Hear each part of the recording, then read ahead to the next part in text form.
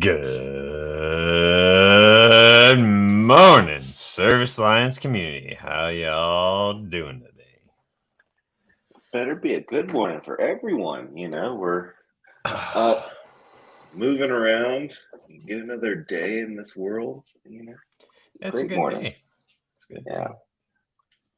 Kind of starting to get sunny out. The days are getting shorter.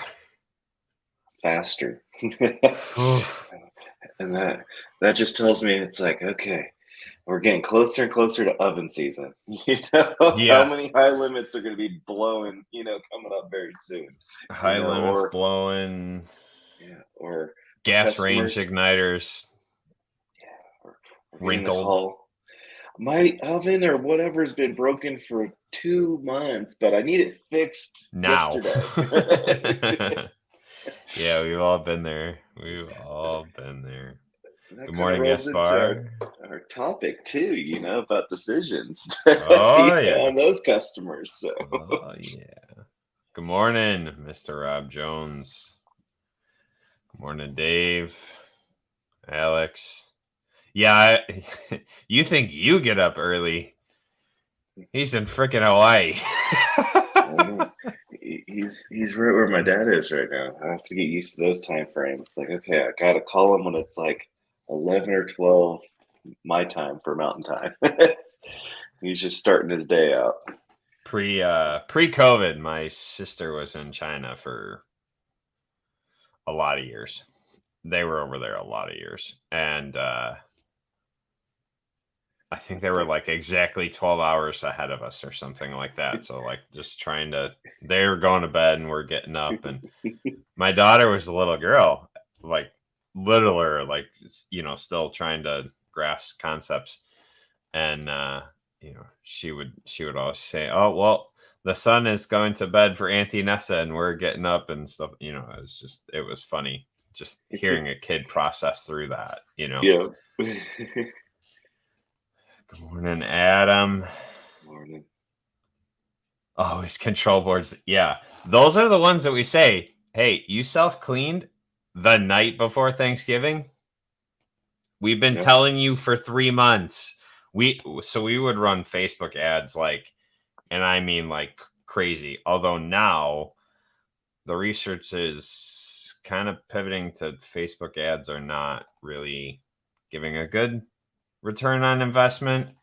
I know Mike wants to run some experiments, so we'll find out for ourselves a little bit more, but we would just blast it out there. We would talk about it nonstop and people would still do it.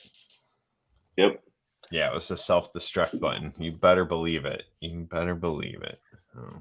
It's a guaranteed service call that the manufacturers put on the units. But some of it's avoidable too. It's not all the equipment, Yeah. A lot of people don't realize that on a range, you have the warming drawer down below. You're supposed to open that 6 to 8 inch. So a lot of people don't realize that. It's in most manuals, but it's not in all either. So it's like, come on, and even like the double wall ovens or single wall ovens are supposed to be a cutout at the bottom of the oven. And you're supposed to have that drawer right there too, that you open 6 to 8 inches to allow it to breathe. You try to give customer but still, those thermostats still fail, even if you've used it multiple times and it's worked. They just get weaker and they'll pop. It's like it is what it is. It's like playing Russian roulette with your oven. Speaking of customers that don't listen, last chance ends tomorrow. Stop waiting. Stop. No, it's been a good process. We've had a lot of people migrate over. We've gotten a lot of good feedback on the site. The Facebook group specifically for that is rocking and rolling. I was trying to broadcast into that group, and Facebook is angry for some reason. I'm gonna have to figure out why it won't let me broadcast over there. I think the man at the top is pretty angry right now too. Yeah, you hear about that hissy fit? Yeah. Which is perfectly into our topic again. His poor people are on like the roller coaster. Yeah, Gaspar, he's been using the heck out of it, checking out the SOPs, integrating SOPs into his business. He's ready to roll. He's been chopping at the bit for a while.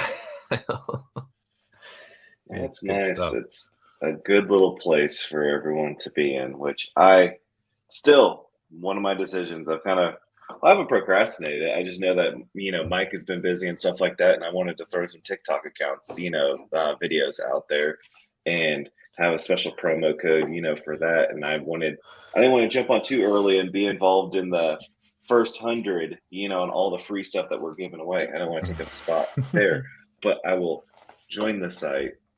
I just don't per se care so much about the discount because I know my money is going to something that is going to benefit the industry. So, well, we appreciate that. We appreciate that. But yeah, and on that topic too, I got a quick question on that. So on the package, so for the business owners, it's what, like $500 right now because it is already discounted. Yeah. So the price going forward is going to be $500 for the year. Promo code chance2 down here at the bottom. This thing is you can get in. Yeah, there you go. Because you're over by it, not me. That gets it in at $400 for the year. So, and then I saw that there is monthly memberships too, just to access for your technicians and stuff to access the manuals. Yeah, there's 2 tiers. Yeah, so we have the all access for the business owners, and one of the pieces of feedback that we got early on, and that's kind of why we split it, is that there's a lot of business owners that were like, I don't want to be paying for my guys to be getting SOPs and to be able to begin to build their own companies. I don't, it happens if they're going to build their own, but I don't want to be the one paying for them to build their own company. And we went, okay, how can we separate? And it was the only way to separate it. So there is two kind of tiers. So if you only need the manuals and you don't care about growing, which if you're a business owner and you're a solo, just do the all access. Like just do the all access. Seriously. But if you're just wanting to do the tech manuals, you can get the tech manuals and the support. There is a monthly option for that. And then for businesses of 5 and 10, and we're working to figure out how to make it for larger than 10. Right now, the membership plugin doesn't allow for that. So we got to kind of figure it out. Technology is kind of fighting us on that side. Doug Shear goes, well, I got 16 guys. And we're like, hey, we don't know how to go around this any other way right now. We're working on it. We promise. So, but there is the membership package that you can give to your service manager, and your service manager can then be in charge of your team. So if anyone leaves, you can remove their access, all that stuff. You're in control. You don't have to email anyone about it. That was one of the big things. Some of the sites that we've been a part of, you have to email in, including when we took over the site. You would have to email us, and then we'd have to manually add your people, and nobody wants that. So what about if you're a business owner and of course you have technicians, so you're buying the all access pass, but then like you're saying, you have the other one that's monthly for the tech sheets and stuff like that. How does that work? Are you paying the 500 and then also the monthly after that for your guys to get the tech sheets? Yeah, so if you look at it this way, really the all access isn't so much about the tech sheets. It's about literally everything else that's in there. Yeah, you get access to the tech sheets. But think of it this way. It's a business owner package and support package, right? Like they're two. That's the best way to think of it, right? You're in the all access, you're kind of getting the manuals and support for free. Yeah. And you're good if you're a single operating company. Then you're Right. fine. And if you're seeing, yeah, you're covered. If you're a multi-tech, you're getting the all access and it's helping you become a better business owner. It's helping you foster your team, and you can kind of see what your guys and gals are looking at as far as support and everything else. So like it's giving you a window into that world. And then the company packages are making sure that your team has plenty to go on, right? So makes sense. So yeah, guys, sign up before it's too late. Save that $100. yes, indeed. Well, I'm going to pray us in, and you're dropping the scripture today. You brought an excellent topic, and I am excited to talk about it. So, without further ado, let's pray this in. All right. Dear Father, we thank you for this day, and we thank you for this chance to gather together. Oh, Father, fall is in the air for so many parts of the world. And Father, we just we thank you for this little pause, this little break. Father, we're just so grateful for the many things that you do in our lives, and we pray that you be with each of the guys and gals as they go out into the world today, that they would love their customers well, serve their customers well, and honor you in everything that they do. May they make wise decisions. May they care about the people closest to them. We thank you and praise you in Jesus' name. Amen. Amen. So, you're dropping a good scripture today. I'm going to throw that up there.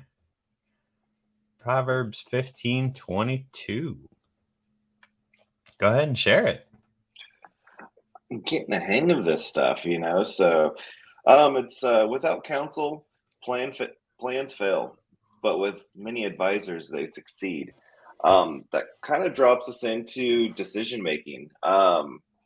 It's a huge factor in being a tech, being a business owner, just being a person in general. We make a lot of decisions, good, bad, and sometimes to some people, decision makings or good decision makings don't come easy to people. You kind of have to learn from your mistakes on what has made a poor decision and what you can put in place to make better decisions. We've all been there, I've been there, make poor decisions, and you have consequences and you got to man up and, live with those consequences. And sometimes you got to tear things down and restart, or change career paths, and that's a decision itself. And then you even have decisions where a non-decision is a decision. Sometimes you don't want to procrastinate and do that a lot, but sometimes it's not always the worst thing to put something on hold. You might be a one-man show and you're thinking about hiring a technician and stuff like that, and you're weighing out the pros and cons, and up it comes up on a slower season and stuff. It's like, shoot, like, let me just put this train of thought off for just a little bit, figure some stuff out, and get to a point where I know next time we won't have this slow season. And it's not always a bad thing to put something on hold either.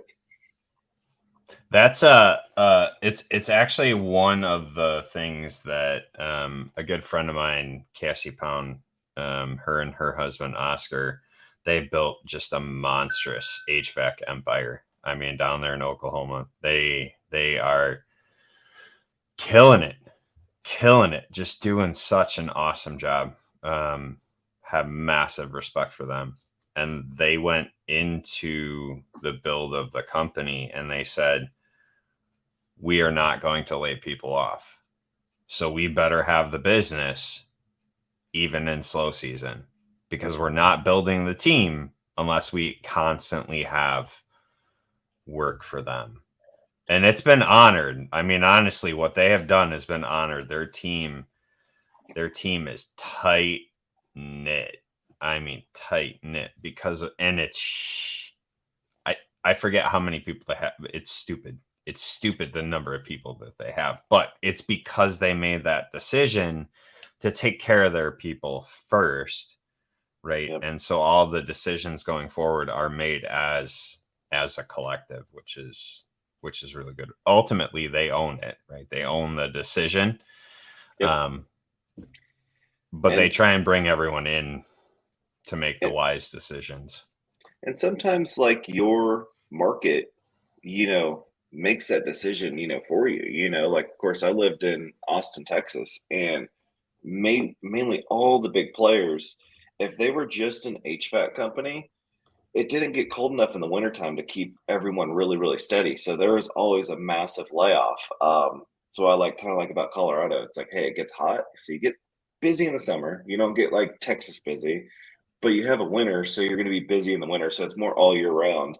Or you set your business up, where you're just not just an HVAC company because you know that you can have slow times, do electrical, plumbing, appliances, which a lot of them don't do appliances. I don't know. It's a forgotten trade. Um, everyone wants to look down on the appliance tech guy and, oh, they don't make enough money. That's not worth my time. We'll have electrical or plumbing, but I mean, I think appliance trade is a great outweigher on that slow time because you can still make great money. And what I like about it, it's the only trade that you can knock out high volume amount of calls in a day. So that's more feet in the door, more customers that you can go ahead and give your services to. Say, hey, I do HVAC also, and build You your and I are gonna have to clientele. chat. I got a good friend in my area they purchased an HVAC, or they purchased an appliance business, and they're an HVAC company, and they're like, yeah, we just need you to do a ride along or two. Our guys are smart. And I'm like, it's not about being smart. Oh, I froze again. I hate when that happens. I'm like, it's not about being smart. This is you're thinking I can go out and in a week or two turn these guys into appliance techs, and I'm telling you, there's guys that have been doing this for 45 years that can't turn a guy into an appliance tech in 6 months. Like, it is not just like magic. It happens, right? To answer your question, Glover, it is quality heating, cooling, and plumbing.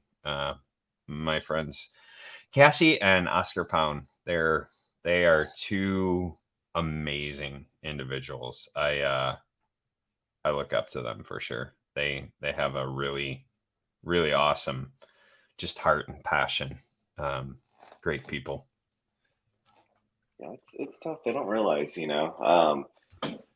appliances there's a lot to it, and it's like residential HVAC so much simpler. So if you're an appliance, company, check out your areas on like what licensing you need. Find an old timer that's burnt out and he has his license and he has wisdom.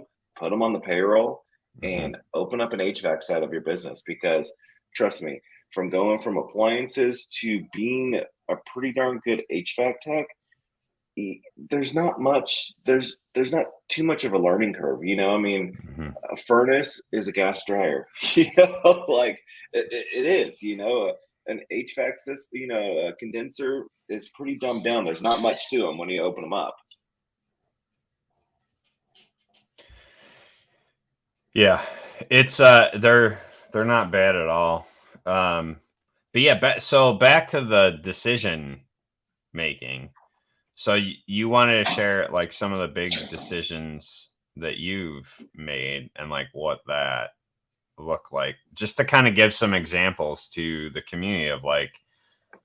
Yeah, I know you've recently just made a huge decision, a few months ago, on how your life is kind of going in your business and stuff like that. No. You have a massive, it's just not like a little decision, you had a massive one. So I'm curious on your end on how you came up with that. Also, mine recently was I hired a new technician. So of course, a lot of little decisions on what technician to hire, but finally found one. and that's tough. You're bringing on someone's livelihood. So you want to you're bringing on a person, onto your business, so you want them to go ahead and last. So, of course, that's not the issue. You also want to bring on the right person, so they're not messing your team up or anything like that. So you kind of have to have little safety nets set up anytime you make a big decision. So, of course, we hired this guy. He's training. He's been absolutely phenomenal.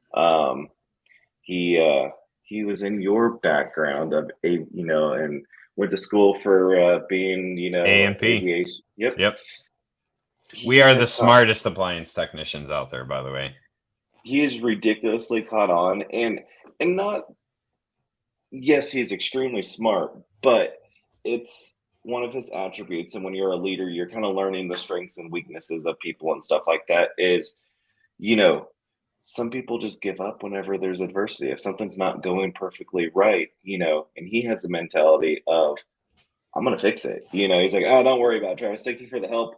I'll get it taken care of. And then if he runs into another snag, he'll call me back up. And he started with me 3 weeks ago, and I have him running calls right now on certain stuff. And he has like blown my mind where I had a technician that, we're in training, and he had something, family emergency that popped up. Well, instead of rescheduling all the calls, he had some easy calls. He had dishwasher heating element to put in, he had a few things, and he knocked it out of the park that day. Because I asked him, I was like, hey, do you feel comfortable, running these calls? And he was like, sure. He's like, I'll figure it out. If I have a question, I'll call you. So he did great. And I'm like, There's more to it though. I mean, so like that's the attitude, right? If you can work on an airplane, you can work on anything. And while that's true, if you don't have the grittiness, if you don't have the willingness to shift your focus and to learn, I'm hearing, as you're sharing about your new technician, I'm hearing that grittiness. I'm hearing that willingness to learn. I'm hearing that willingness to like just pursue it. That's not always true. I experience that. And yep. and so it's, while it's, the qualifications are there also has to be the match of the personality, and it sounds like you got a massive win there. And the want to, from day one when we hired him, he had to put his 2 week notice in. He was like, hey, Travis, what videos can I start watching right now to learn to help me out? And Yep. he said, my goal was watch 3 videos a night, just jump on YouTube, Google, whatever, and just watch tear down videos and rebuilds. And I feel like that's helped him tremendously because, I feel comfortable. But making that big decision, to say, wow, he's ready a lot sooner, because normally I'll at least have someone with me for a month. And then I want to figure out and put the safety net up. It is micromanaging, but it's my safety net on my big decision. You're going to make a decision. What are the pros and cons? What are you going to put in place if things go bad? So mine is with the new technician is to micromanage. Sometimes it's a bad thing. In this case, it's my safety net. Like, I want to give him easy calls so that I know that's going to build up his confidence. I can help him out and be tech support, the whole time, and not overload his work schedule. Give him like 3 or 4 calls and see how quickly he progresses. I don't want to set him up for failure and if my normal techs can do 6 to 8 calls a day, I'm not going to start someone out at 6 to 8 calls a day and throw all of that on his plate. I want him to succeed. To build up to it. Yeah. You set him up for success. You set him up for success. And it sounds like the way that you've got it laid out, you're allowing some metrics, you're allowing some measurement to happen, you're allowing some growth to happen, right? So you know when you can kind of like take the training wheels off more, because you have kind of that baseline to make these decisions.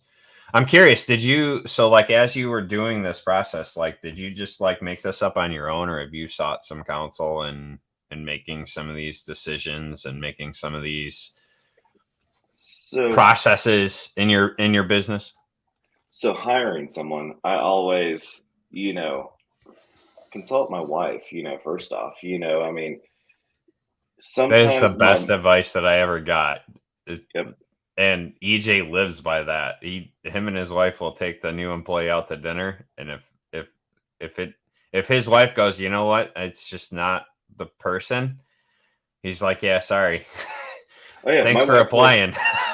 my wife will jump on the person's social media, and sometimes she's like, "Nope, I don't like to judge a character because of his judgments on what he's posting socially and stuff like that." I'm like, "You are so like," I was like, "That's so weird," but then they just have that's just a different way of looking at it, and you know what? She's been right a lot of times, Mm-hmm. because Mm-hmm. I would interview that person, and it's like, yeah, you're right, like he's not, You you had the typical husband. I'm gonna do it anyway, yeah, and then you and get there and you're like, oh, she was right. I got to eat crow on that one.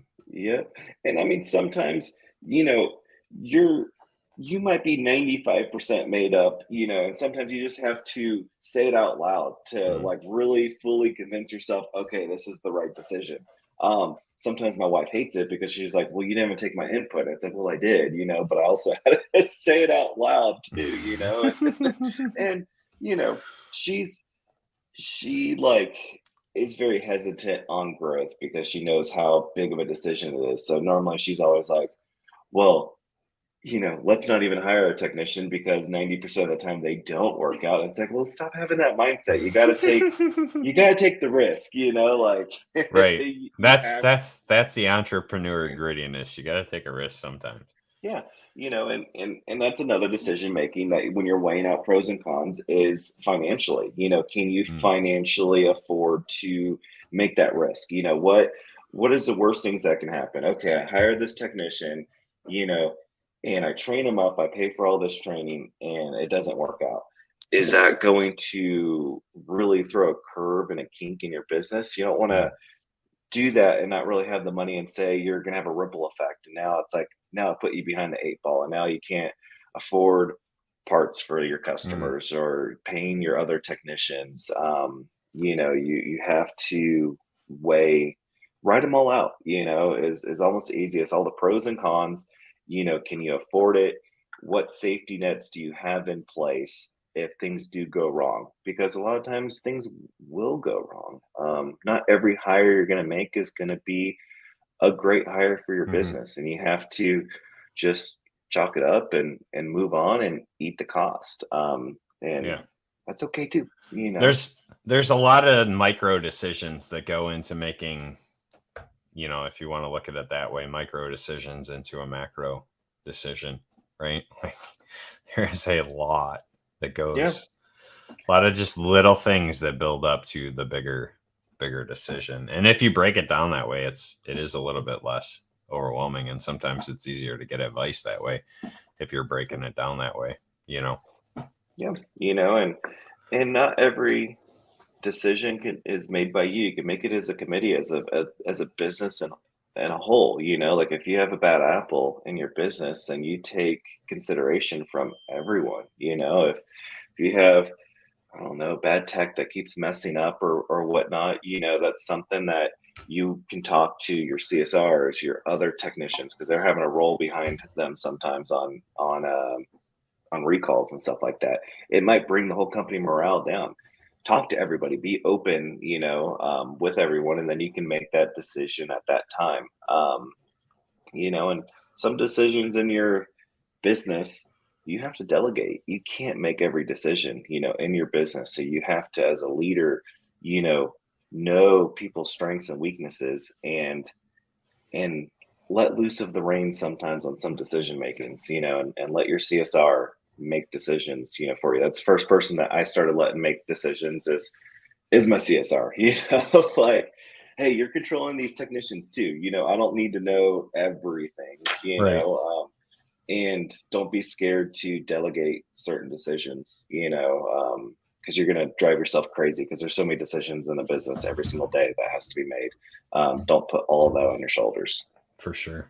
So Mark is asking, do you do all your tucks do everything? Basically, is Um, is how I'm gonna reword it. yeah, And I would love a couple of mine to be able to do everything. I'm getting them trained up on that point. I do have two of my technicians that can go out and do preventive maintenances on HVAC equipment. So they know my procedures. I have being that we just switched with Service Titan, there's a huge checklist, that runs down that makes it dummy proof, on everything to check, and take pictures of. And then it sends all of that to the customer, the pictures, the form that they just filled out on, what's your temperature rise? Is the blower motor clean? Take a picture of the blower motor, all these different steps to do the preventive maintenance, on the heating side and on the air conditioning side. So I feel comfortable them doing that. One of my guys has been helping me do installs, and he's getting to the point where he's pretty good on installs, where I can possibly send him out and my other new guy out to start doing full installs, and then I just go behind them and check. That'll save me a lot of time. Of course, a full install is going to take almost the whole day to knock out.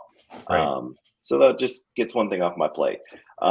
Service wise, it just depends. I always feel a little bit more comfortable on a no heat on one of my guys to go out, just because they're a little bit simpler.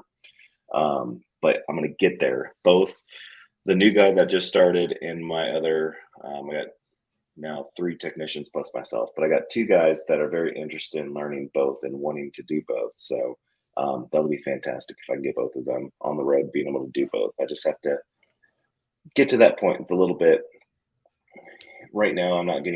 We're busy with HVAC stuff, but it's mainly I'm able to handle all of that. So I'm just putting that on my plate until it gets to a point where I can't even handle it. Then I really have to be pushed to that direction of delegating that and getting them trained up, so I just don't want to throw too much on their plate. That is an entirely that we can't even answer that today. That because that depends on your area, that depends on your cogs, that depends. There's so many factors to play into that, Glover. That's like you're in a mastermind group and you mastermind that together, which kind of goes into It's different. I would say, on something like that is you need to pay. First, it depends on your model. Are you hiring for 1099 or are you hiring for W-2? I personally hire W-2 employees, and then I'll give spiffs and bonuses and stuff like that, when I can. But my thing is, because I am W-2, is like I need to be able to hire a good technician, and I'm not changing your majority of the time. I'm not changing the pay rate too much because it's hard to find qualified people to like get into your ad. So almost the market almost pushes you in what direction you have to pay. Mm-hmm. Like my new guy that I just started is $25 an hour, and that was the starting pay. That's his training pay. And then another thing that you have to factor in is how long are you wanting to train? I do about a 4-week training process.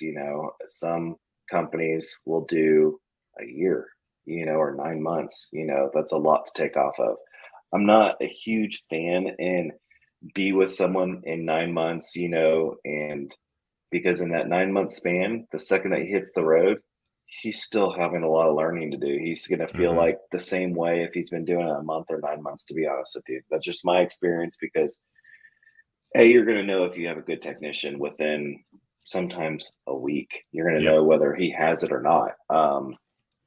And you're going to waste that 9 months, and then you're going to have to start over. You could have had maybe 2 or 3 technicians, already at a good level at that time. Or you just get rid of them, if they're just not cutting it. They have qualities that are just bad. Right. Is what I feel. Like you're gonna have to learn, and just it depends on how good of a technician you are. Are you a trainer? Can you walk someone through issues that they're having in the field? Which I feel like is a strength of mine. I love teaching. I love being able to help people out, and if they get stuck on something, then we just go through the steps. My new guy yesterday, he had a hood vent that he was doing a motor on, which is pretty simple, but for some reason it tripped a breaker, and it had multiple breakers in series on this hood vent. So I was like, let's start from the basics. I was like, because he was like, the new motor or the old motor was working. It was just running high amps and it would drop out. So it was working when he was there, and then he put the new motor in, and then nothing was working. So I was like, okay, well, check voltage. I was like, that's weird, and then I was like, let's walk backwards, because it had a kill switch on the roof. It also had the switch at the hood vent. So I'm like, just work backwards, like get your power, see if you have no power at the motor, then check if you have power at the disconnect, up on the rooftop, and then drop down. And it took him a little while, but he didn't give up, and he found the issue, and he found that there was a breaker in between the main breaker, because it's this really old building. And he was like, I found the issue. It took him a little bit, but telling him to take that sequence and just work from top all the way to the bottom. Right. He found it, and you kind of have to give like that advice, to help out technicians. Like, sit back. What would you do in this instance? Relay that information to your technician, have him do those steps, figure it out. Yeah. So this kind of stuff, like I said, this is going to end up having to be like an entire mastermind, a different format of a mastermind than we've done, but a mastermind nonetheless, where it's like we pick a topic and we talk about like hiring technicians and stuff like that. Because really, I mean, this is not a one and done. You can do this in half an hour, right? Like we got just a few minutes left. Like it's a bigger topic, but they're great questions. We're glad you asked them. And it just kind of confirms some of the things that as Service Alliance, like we've been thinking through. So, so my decision semi was made for me, and semi just in my insanity. I spent a lot of time. We had gotten to a point, and I saw an opportunity to exit the business. And it's not the cleanest exit, but it's an exit, right?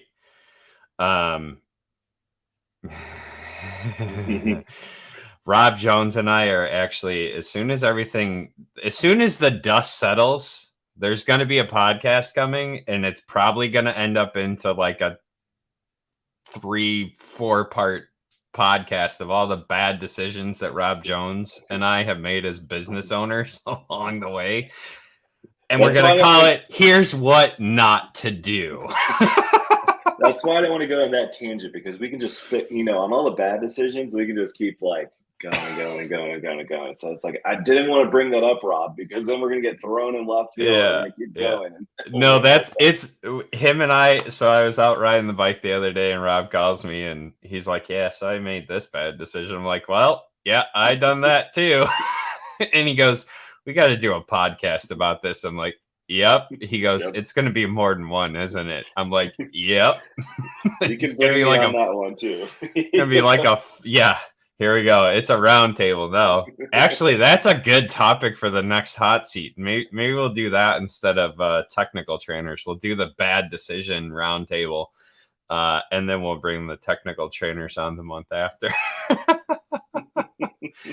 No, so closing the business. I saw a doorway to that. Like, a lot of things happened that allowed that to be an option.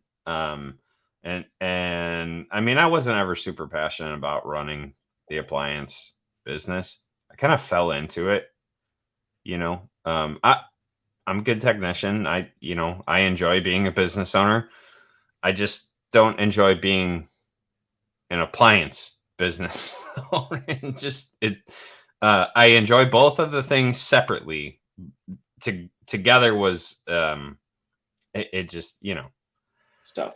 Yeah. Yeah. Well, and sometimes when decisions are made before you,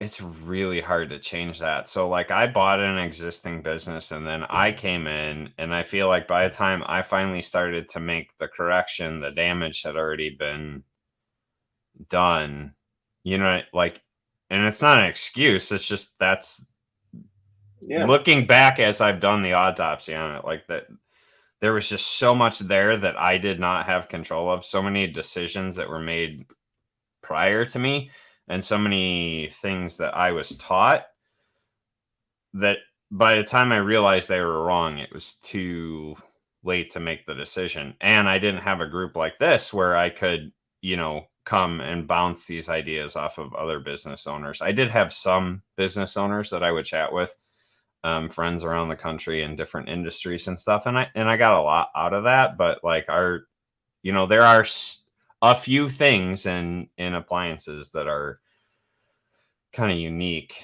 and I didn't have anyone to bounce those ideas off of, right? So I could get like a general overall picture, and I could kind of extrapolate some decisions for the business, but not completely. So I'm grateful that we've been offering these masterminds as a way to kind of grow businesses. Being a part of that with Justin and TK and EJ, it really helped to open up my mind, and allow me to make some decisions as I headed towards the path of closing. Right. And so like I had those guys walking alongside me in that process too. I'm a man of faith. So I spent a lot of time in prayer, making that decision. And once I had a peace about it, I just kept rocking and rolling with it, and peace doesn't mean that it's easy. So many people are like, well, if I have peace about it, then it'll be easy. Not always going to be like that. Yeah.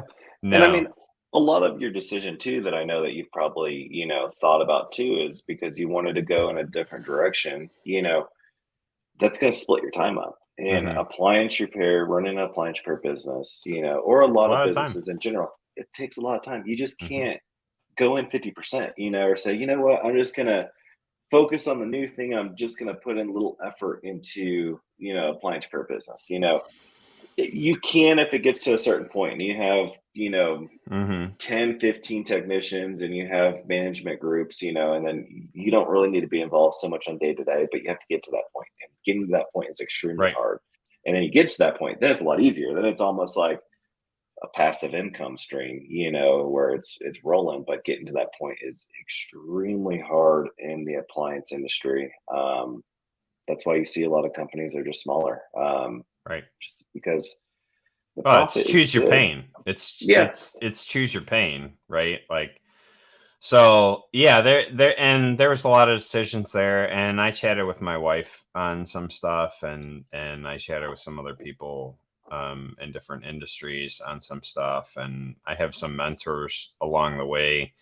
I mean, really, I would say the decision was made 3 years ago that I wasn't going to continue.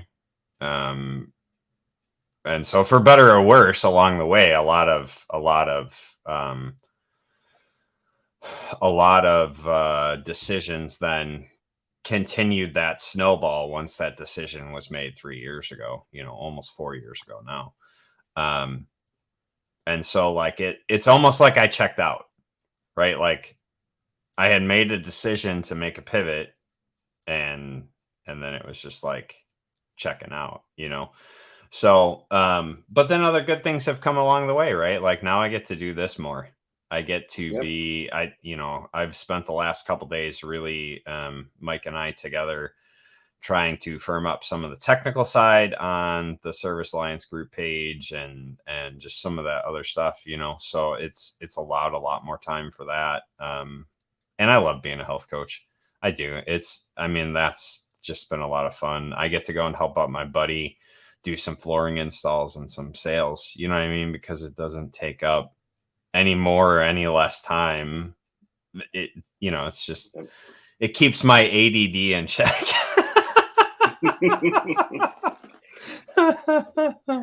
Well, thank you, brother. Thank you. I look forward to meeting you, Saul. It's I've heard a lot about you, and I'm looking forward to meeting you. Seeing his writing on the wall to help prevent closing up shop. Well, as soon as you're not willing to bend, right? Like think of a willow tree. It's kind of a weird metaphor, but if you think of a willow tree, what makes a willow tree able to stand is that it just kind of bends, right? as soon as your decision making becomes inflexible, that's the writing on the wall. Like, if you continue to barrel down that path of being inflexible in things, it's over. That in my life, that's what I've experienced, and in a couple other mentors, the moments that they were inflexible in something is where the end began, you know. Or you just get to a point mentally where like you said, you check out. Mm-hmm. I was at that very same point, with the business that I had in Texas and stuff like Mm-hmm. that. We did a lot of home warranties and stuff like that, and then the technicians just started slacking off, and it was a lot of my decision makings that came to it, not holding Mm-hmm. people accountable right at the very beginning, kind of running a loose ship per se, and a lot of it was just me growing too fast with the warranty companies. Wrong thing to do. You're not the business owner if you rely on home warranties, for your business to stay afloat. um, Well, and but you that's had so all of that. important. What you said is that it was a lot of your decisions, because that's where I was going with that, is that when I made the decision to check out, when I became inflexible, then everything else rolled downhill, and everyone else's attitude, everyone else's mindset, everyone else's followed what I did. Yeah. Right. And it sounds like that kind of happened with you. You kind of checked out on that, and everyone behind you is just like, whatever, I'm done. Yeah, I was just Like, it dealing doesn't with matter. I was dealing with so much crap. It's like, you know what? Like, I need to hit the reset button, Mm-hmm. tear it down. And then it was just myself and my brother-in-law, and I was happy with that. And then it just got to where then I made the move to Denver, which was a big move. I sold my phone number because I had a lot of clientele. But I moved to Denver on kind of short notice ish, because it was almost like, I was just stuck in doing a repetitive thing every single day, like running the same territory, like Right. Change of everything pace, was, change of place, man. Like, yep, it's and it was like looking back on it, I weighed out my pros and cons on it, and I was like, everywhere needs appliance repair. It's one mm-hmm. nice thing that we're in this industry. There's going to be work anywhere. But I hit the ground running, and I haven't looked back, and it's been an amazing experience, and it's given me more pep in my step, starting this and building this in just a new environment. And I know that you are kind of dealing with the same thing, your change of pace, your pep in your step, it increases your morale, and you have that drive again, because you have to have that drive.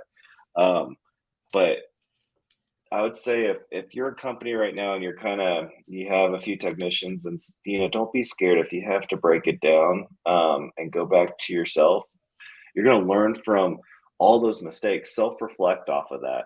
I know, Zach, in the future, you're not going to lose all of this knowledge, and I know you've said it before. If you had to redo it, you would do so many things so much differently.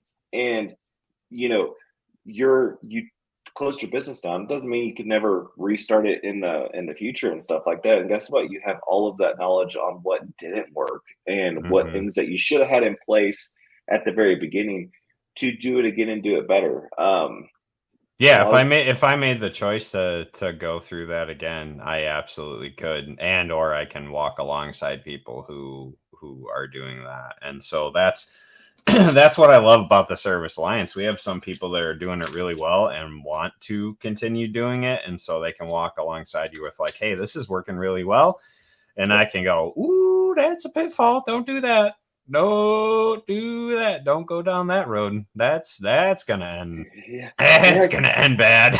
I got 7 technicians, and I am the busiest with all these home warranties, and I only do 10% COD. You're like, yeah, You hold up, hold up, barreling hold up. off a cliff, baby. You barreling off a cliff. Yeah. I mean, another decision that, I had of late was with home warranty. I had just American Home Shield just there to they give me maybe 5 or 6% of my business. It was mainly just there for my newer technicians that I'd bring in. I would normally send them on those calls first, just to trial and error. It's home warranty. If we get stuck and I can't tech support it, and it's an issue between the main board and display board, it's like just order both. Yeah. We'll have both. Yeah, you But got we to be did, careful of your percentage. Like, I mean, so that was one of the yeah. decisions that was made before me that took me far too long to be able to break that, is that like probably 60% of our business was a home warranty, a third party home warranty company. Uh, at the time, it was Nicor Home Solutions. Now it's Pivotal Home Solutions. It's basically through the gas company and whatever your area is, and then it was the water company, and now I think Hmm. they're their own separate conglomerate. But they ran us ragged, and I could Yeah. not pivot away from it fast enough because so much percentage of our business was tied up in that by the time I was able to build up the clientele on the COD side to kind of get away from it, it Yeah. was too late. It was When way too late. what I've learned when you're wanting to scale, have a home warranty.